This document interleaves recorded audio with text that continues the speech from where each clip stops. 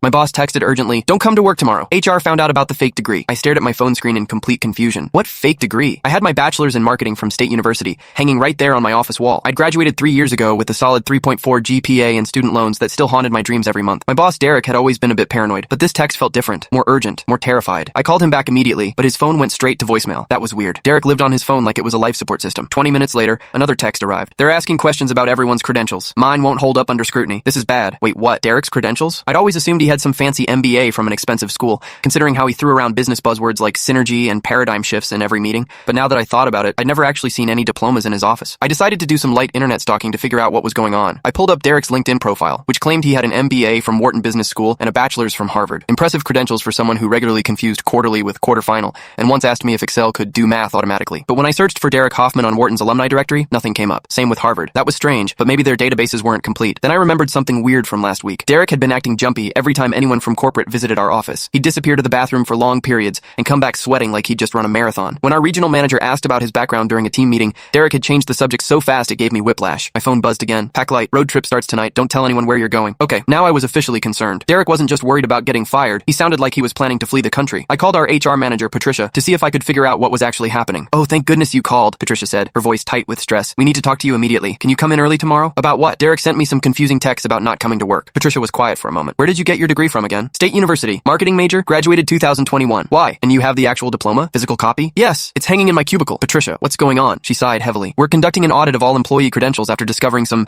irregularities. Derek's been very helpful in providing us with information about the hiring process." The way she said very helpful made it sound like Derek had thrown everyone under the bus to save himself. But what could he possibly say about my legitimate degree? My phone rang. Derek calling from a number I didn't recognize. "Listen carefully," he said, his voice shaking. "I may have accidentally included your name when I was explaining how the degree verification system worked." "What degree verification system?" "Derek, you're not making any sense." "The one I used to enhance our resumes. Look, I thought I was helping everyone get better positions. The company wanted candidates with more impressive educational backgrounds, so I found a way to provide that." My stomach dropped. "What exactly did you do to my resume?" "I upgraded your degree to a master's from Northwestern. It looked more competitive. And maybe I added some honors that weren't technically on your original transcript." I pulled up my employee file on the company website. Sure enough, my profile listed a master's degree in marketing from Northwestern University, magna cum laude, credentials I definitely didn't have. "Derek, this is fraud. This is actual prosecutable fraud." "I know. That's why we need to leave town before they figure out how deep this goes." "We? I'm not going anywhere. I didn't ask you to fake my credentials." But Derek had already hung up. 2 minutes later, I got a text from an unknown number. "Meet me at the Denny's on Route 9 in 1 hour. Come alone. Destroy this phone after reading." Full story on my channel and linked below.